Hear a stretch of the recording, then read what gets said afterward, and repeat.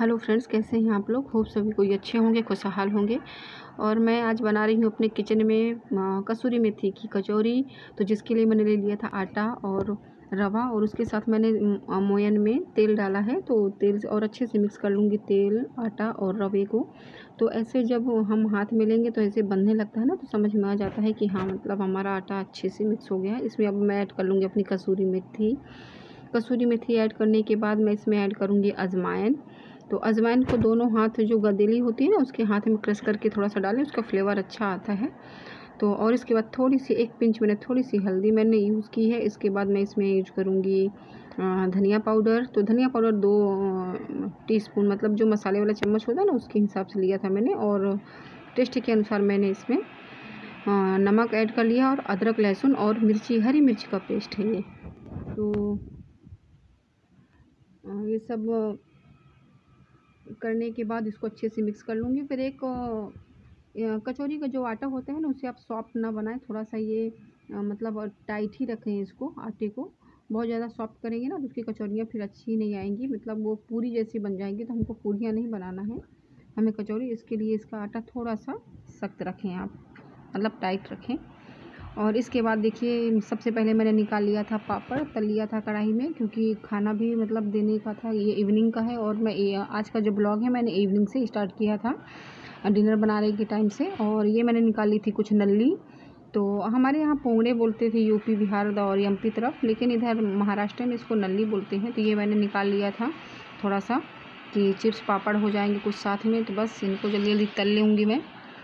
और इसको तलने के बाद फिर कचौरियों का बना कर के रखा था मैंने जो आटा। तो ज़्यादा बड़ी लोइयाँ नहीं लेना है, आप अपने अनुसार से कर सकते हैं। कचौरी आपको बड़ी रखनी है, छोटी रखनी कैसी। तो मैंने बहुत बड़ी नहीं रखी थी ना, तो बहुत छोटी रखी थी, मीडियम साइज़ की रखी थी। और इसको ऐसे मतलब प्रेस कर कर के नीचे को, और आपको उसे अच्छे से पकाना है। और फ्लेम में भूल गई थी, हाई रखी थी मैंने।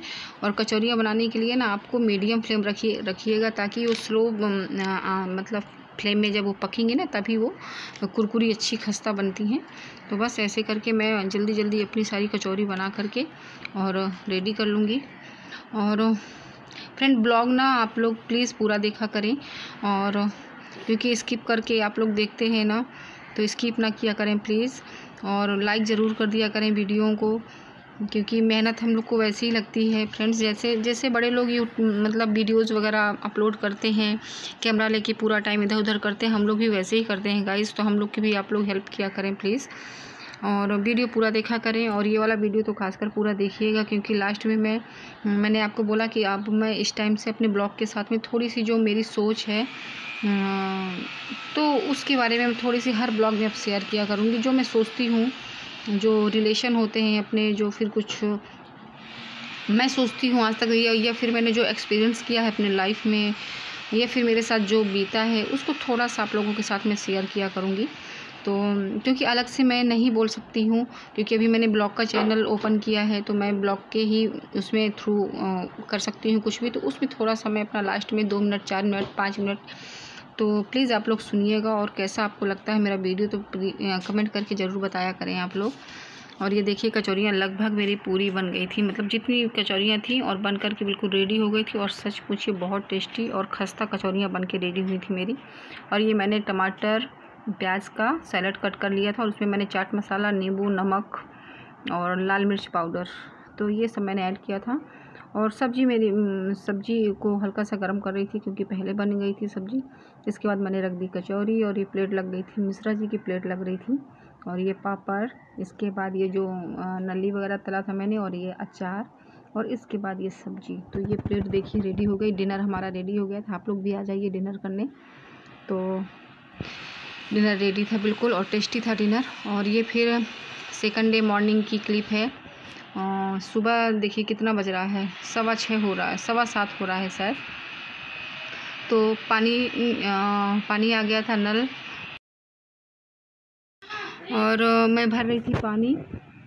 तो बस वही पानी पीने का भी भर लूँगी, और जो भी होता है ना, पूरा स्टोर करना पड़ता है पानी, क्योंकि मॉर्निंग में ही पानी आता है यहाँ, और इसके बाद फिर पानी नहीं आता है। तो मॉर्निंग में भी आता है, पहले इवनिंग में भी देते थे पानी आधे घंटे के लिए, लेकिन अभी कुछ टाइम से पता नहीं क्यों बंद कर दिया है। और इसके पानी भरने के बाद मैं अपना पीछे की जो विंडो है ना उसको क्लियर कर रही थी, क्योंकि हम लोग ग्राउंड फ्लोर में रहते हैं ना, तो ऊपर से कुछ सब फेंकते रहते हैं कचरा लेने और झाड़ू लगाने। सुबह आते ही आते हैं साफ़ सुथरा पूरा झाड़ू लगाने, लेकिन फिर भी फेंकते हैं तो धोती हूँ। और इसके बाद कपड़े जो बाहर नहीं सूखे थे तो नाइट में ये एक डाल देते हैं ताकि फ़ैन की हवा में सूख जाए, तो बस वही फोल्ड करके रख रही थी, क्योंकि कपड़े बिखरे होते हैं ना तो पूरा घर बिखरा बिखरा लगता है। और अब मैं दोबारा से किचन में आ गई थी तो दूध अपना गर्म करने रख रही थी कि, और दूध को ना मैं मीडियम फ्लेम में रख देती हूँ हमेशा, ताकि धीरे धीरे वो गर्म होता रहता है। और इधर अपने लिए बना रही थी चाय। और पानी मॉर्निंग में बहुत पीती हूँ मैं, 2 से 3 गिलास पानी ज़रूर पीती हूँ। और बस अभी चाय वगैरह पीऊँगी और इसके बाद इस ब्लॉग का एंड करूँगी मैं, और इसके बाद जस्ट फिर मैं दूसरा ब्लॉग अपना स्टार्ट कर दूँगी। और कैसे हैं आप लोग? खूब सभी कोई अच्छे होंगे, खुशहाल होंगे और स्वस्थ होंगे। और तो आज मैं आपके साथ एक न्यू टॉपिक के साथ आई हूँ, और वो टॉपिक है आज सास बहू का रिश्ता। तो सास बहू का जो रिश्ता होता है ना, एक वो खट्टी मीठी चटनी होती है ना इमली की, वैसा होता है। खट्टा कभी मीठा, मतलब नोक झोंक होती रहती है आपस में। और नोक झोंक अगर नहीं होगी सास बहू के रिश्ते में ना, तो सास बहू का रिश्ता कैसा, वो होनी ही है। वो मतलब एक स्वाभाविक एक नेचुरल है सास बहू के रिश्ते में। मतलब कभी खट्टा कभी मीठा कभी तीखा चलता रहता है दोनों का। और दोनों को समझना, एक दूसरे को समझना बहुत ज़रूरी होता है, एक दूसरे को नेचर को समझना बहुत ज़रूरी होता है। और सबसे पहले तो सास को समझना, बहू को समझना बहुत ज़रूरी होता है। सास पहले बहू को समझे, क्योंकि जब बहू मतलब न्यू आती है घर में, इंटर करती है, तो उसको ना जो घर जितने भी मेंबर होते हैं घर में, उनको सबको अलग अलग समझना होता है, क्योंकि सबका नेचर अलग अलग होता है। लेकिन उस घर के मेंबर जितने हैं तो उनको सिर्फ एक व्यक्ति को समझना होता है, एक सदस्य को समझना होता है, बहू को, उस जो एक पर्सन गया है। लेकिन वो जो एक इंटर होती है उसको बहुत लोगों को घर में समझना होता है, सबको सबका नेचर समझना होता है, सबकी हैबिट्स क्या हैबिट है क्या नहीं, ये सब समझना होता है। तो और सास को तो फीलिंग्स बराबर अच्छी आनी चाहिए, क्योंकि सास भी कभी बहू थी, ये तो है ही है। और लड़की जो बहू है, बहू को अपनी माँ जैसे ही मान के चलना चाहिए अपनी सास को। अगर आप ये सोच के नहीं आए हैं, क्योंकि बहुत से क्या होता है शादी से पहले ही सोच लेते हैं, क्योंकि हम लोग सीरियल वगैरह बहुत देखते हैं ना, और सीरियल का प्रभाव जो अपने लाइफ में होता है बहुत ज़्यादा पड़ता है। तो जैसे सीरियलों में दिखाता है कि सास बहुत चालबाजी चल रही है, सास बहुत चालाक है, सास ये, तो वो जब ससुराल में लड़की जाती है ना तो यही थिंकिंग लेके जाती है कि सास तो ऐसी होती है। लेकिन ऐसा नहीं है, रियल लाइफ में ऐसा नहीं होता है, सीरियल में कुछ और दिखाते हैं। और ना ही बहू इतनी बुरी होती है कि सास का कुछ बुरा चाहती है, ऐसा नहीं होता है। तो रियल लाइफ और रियल लाइफ में बहुत फर्क है। तो इसके लिए हमको तो रियल लाइफ में जीना है, रियल लाइफ में तो हमको जाना नहीं है। तो सास का क्या है कि अगर बहू आई है, बहू को कुछ नहीं मालूम है, कुछ बहुत से होते हैं कि जैसे लड़कियां पढ़ रही होती हैं तो खाना वगैरह बहुत अच्छा नहीं बन रहा होता है, तो सास का फर्ज होता है कि आप उसको अच्छा सिखाएं, एक बेटी की तरह। जैसे आपने बेटी को सिखाया था, वैसे आप अपने बहू को भी सिखाइए। आप उसे एक बेटी ही समझिए, तो आपको वो माँ समझेगी। और बेटी को भी है कि अगर आप एक माँ, जैसे आप अपनी हर बात माँ के साथ शेयर करते थे, आप उस हर बात अपनी सास के साथ शेयर करेंगे, हंसी मजाक गप्पे करेंगे, तो आपको सास भी आपको बहू नहीं बेटी की जैसे ही समझेगी। अगर आप ससुराल में रहते हुए आधे घंटे का टाइम अपने माँ को देते हैं फ़ोन में बात करके, तो आप जब मायके जाएं तो आप 10 मिनट का टाइम अपनी सास को दे दें मायके में रहते हुए, तो सास को बहुत खुशी होगी कि अगर बहू मेरी ससुराल में रहते हुए 1 घंटे अपने मायकों को टाइम देती है बात करने में, तो उनको खुशी होगी कि कम से कम मायके जाकर के मुझे भूली तो नहीं, 10 मिनट तो मुझे टाइम देती है, डेली मेरा हाल चाल तो लेती है। तो ये छोटे छोटे से जो फैक्ट हैं जो रिश्ते को मजबूत करते हैं, और ये होने चाहिए रियल में। और सबसे बड़ा फैक्ट, सबसे बड़ी जो झगड़े का जड़ होता है घर में सास बहू में, कि बहू को ये शिकायत रहती है कि मेरी कोई बात है तो उन्होंने घर से बाहर सास ने 4 लोगों से बोल दी है। और सास की शिकायत होती है कि इन्होंने बहू ने अपनी जो घर में जो एक्टिविटीज़ होती है, जो झगड़ा होता है, लड़ाई होता है, ये सब अपनी माँ को फ़ोन करके बताती है।